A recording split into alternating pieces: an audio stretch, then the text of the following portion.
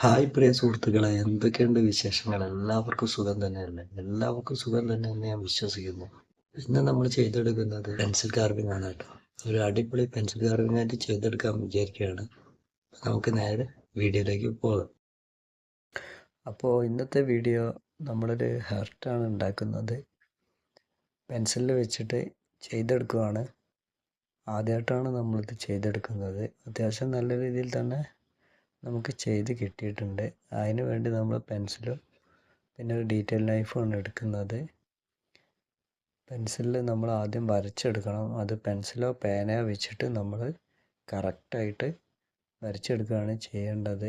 എന്നിട്ട് അതിൻ്റെ ഓരോ സംഭവങ്ങളും ഡീറ്റെയിൽ നൈഫ് വെച്ചിട്ട് നമ്മൾ കറക്റ്റ് കട്ട് ചെയ്തെടുക്കണം.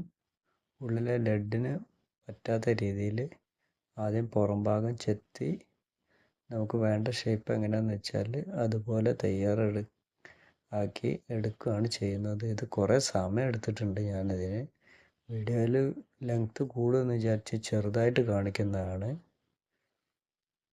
അപ്പോൾ ഏറെക്കുറെ നമുക്ക് കിട്ടിയിട്ടുണ്ട്. രണ്ട് ഭാഗവും ഒരുപോലെ പകർത്തിയതിന് ശേഷം കറക്റ്റ് കട്ട് ചെയ്തെടുക്കുക. എന്നിട്ട് അതിൻ്റെ ഇടഭാഗങ്ങളൊക്കെ കറക്റ്റായിട്ട് എടുത്തിട്ട് ലെഡ് മാത്രം നിർത്തിയിട്ട് അതിൽ നമുക്ക് വേണ്ട ഷേപ്പുകൾ ഒന്ന് ഫില്ല് ചെയ്തെടുക്കുക. സാധാരണഗതിയിൽ ഞാനിത് ഉണ്ടാക്കുമ്പോൾ കുറേ എണ്ണം പൊട്ടിപ്പോകാറുണ്ട്. പക്ഷേ ഇത് ഏകദേശം എനിക്ക് ഈ സമയത്തൊക്കെ കറക്റ്റായിട്ട് തന്നെ കിട്ടി. എങ്കിലും ഒരു സമയത്ത് ഇത് പൊട്ടിയെന്ന് തോന്നി. എൻ്റെ കയ്യിൽ നിന്ന് ഇത് തെറിച്ച് വീണു. എന്തോ എനിക്ക് അറിഞ്ഞുകൂടാ, എങ്ങനെയോ അത് പൊട്ടാണ്ട് എനിക്ക് തിരിച്ച് കിട്ടി. അതും വലിയൊരു ഭാഗ്യമായിട്ട് ഞാൻ കാണുന്നു. കാരണം അത് ആദ്യമായിട്ട് ചെയ്തെടുക്കുന്ന ഒരു എഫേർട്ടാണ് ഇങ്ങനെ ഒരു സംഭവം.